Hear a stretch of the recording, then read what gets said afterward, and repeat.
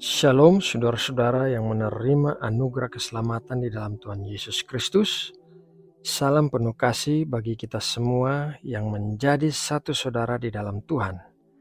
Semoga Allah Bapa senantiasa menyatakan kehadirannya di dalam hidup kita dan menguatkan kita semua. Saudaraku, mari kita berdoa sebagai persiapan hati sebelum mendengarkan firman Tuhan. Tuhan Allah yang bertahta di tahta Maha Kudus di sorga, Tuhan yang begitu mengasihi kami, terima kasih atas berkat perlindungan yang telah kami alami di sepanjang malam saat kami tertidur, sehingga pagi ini kami bisa bangun dalam keadaan sehat dan memiliki kekuatan yang baru.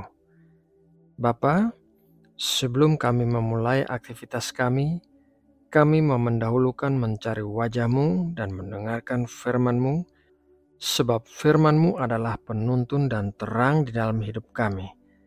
Berkatilah kami dengan hati yang mengerti akan apa yang kami dengarkan. Terima kasih ya Bapa, dalam nama Tuhan Yesus Kristus kami berdoa. Amin. Saudara yang terkasih, pagi ini kita akan belajar firman Tuhan dari Injil Lukas 6 ayat 46 sampai 49. Mengapa kamu berseru kepadaku, Tuhan, Tuhan, padahal kamu tidak melakukan apa yang aku katakan?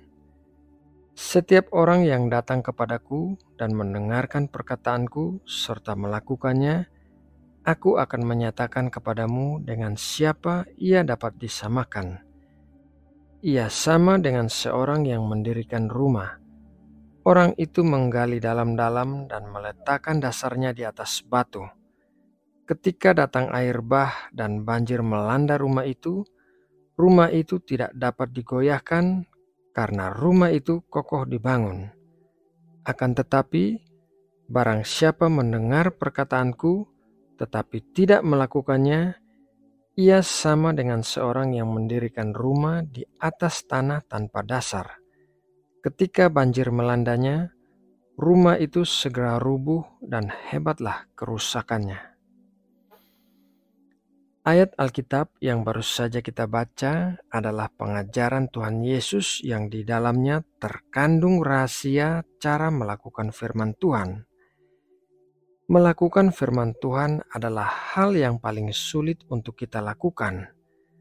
Banyak orang berusaha melakukan firman Tuhan, akan tetapi mengalami berkali-kali kegagalan, dan ini menyebabkan sebagian orang merasa frustasi dan bahkan sampai menyerah. Akan tetapi, sebetulnya melakukan firman Tuhan mendatangkan manfaat yang besar bagi kehidupan kita, dan hal itu tidaklah sulit dilakukan apabila kita mengetahui rahasia bagaimana agar kita bisa melakukan firman Tuhan. Pengajaran Tuhan Yesus dimulai dengan tegurannya kepada orang-orang yang berseru-seru kepada Tuhan, meminta pertolongan, namun tidak melakukan firman Tuhan. Mereka disamakan dengan orang yang membangun rumah di atas tanah tanpa dasar.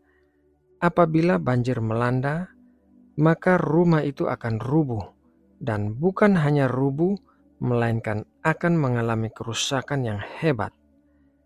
Artinya, apabila seseorang hanya mendengarkan firman tetapi tidak melakukannya, maka dia tidak akan bisa bertahan apabila mengalami masalah, ditambah lagi akan mengalami kerugian yang besar akibat masalah-masalah itu.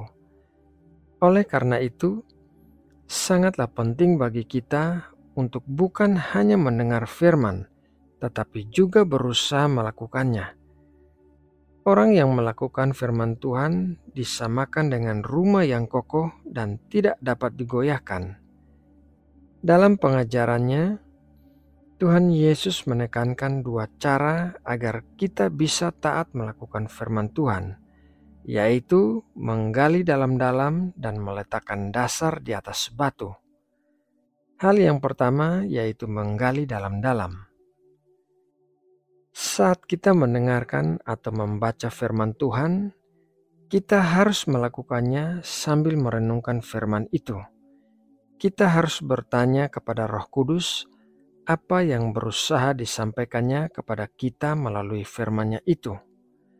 Firman Tuhan di dalam Alkitab mencatat kehidupan orang-orang yang benar-benar pernah hidup sebelum kita.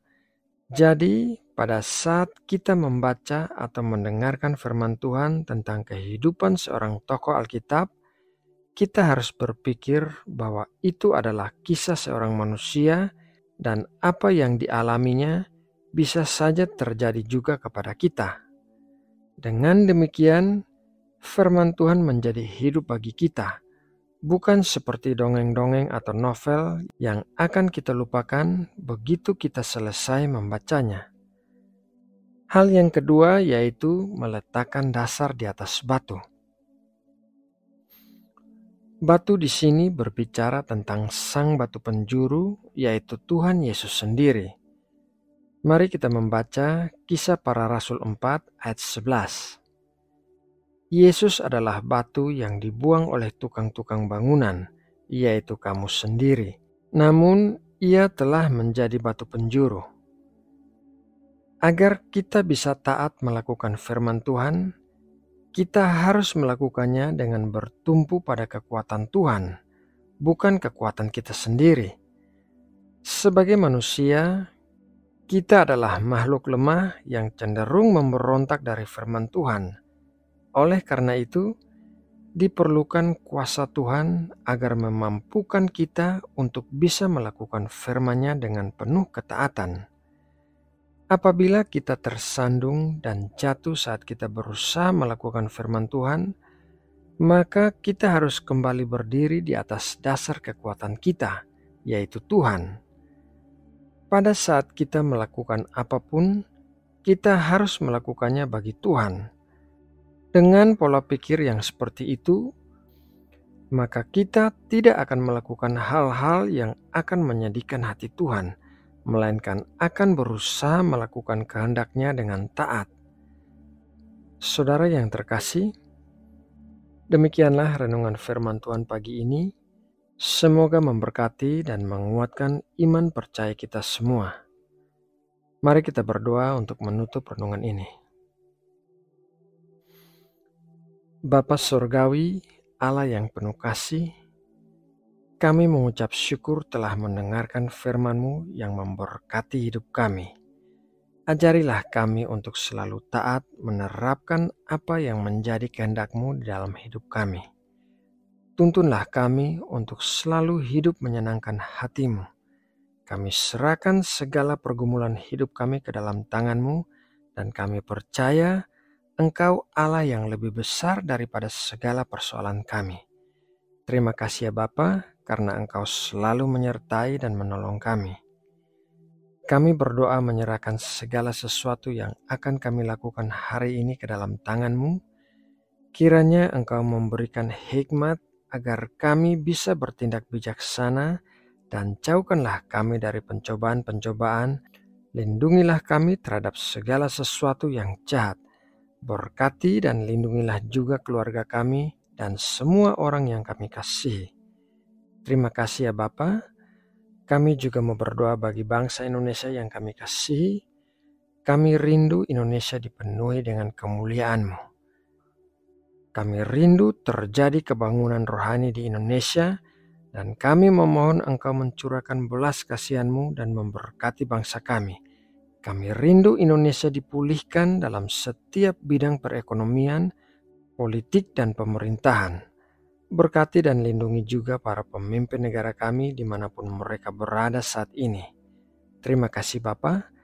Dalam nama Tuhan Yesus Kristus, kami berdoa. Amin.